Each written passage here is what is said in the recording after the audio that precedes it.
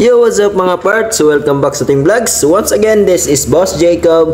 And for today's video mga part, ay ito na yung araw para pumunta na tayo sa Negros Oriental para sa ating Bayawan race for tomorrow mga part. So bukas na yun mga part. So kaya inumaga na natin pumunta sa port para makasakay na tayo ng barko at dumating tayo dun ng maaga para makapag-testing ba tayo sa ating mga motor.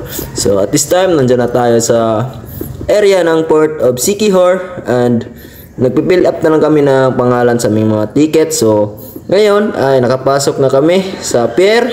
So ayan na yung barko na sasakyan natin and naglalakad na tayo pasakay sa barko. So all goods yung panahon, maganda yung dagat, napakalinaw. So wala tayong problema sa ating pagsakay sa barko ngayon. Kaya let's go na at sumampa na tayo sa Montenegro Shipping Lines. So yan na, papapunta na tayo sa kanyang rampa.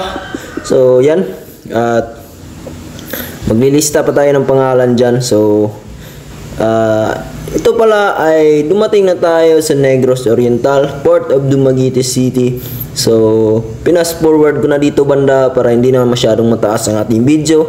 And this time, so hanap na lang tayo ng masasakyan para let's go na tayo sa Jacos ng kanilang office at doon na natin kunin yung mga motor natin para karga na natin sa sasakyan at rekta Bayawan City na tayo. Let's go! So napakaraming sakay yung barko at napakalinis yung bago nilang barko. So dito mga part ay ito na yung mga motor natin. Ang itong pambato ng Team Secure BGRT X CRT.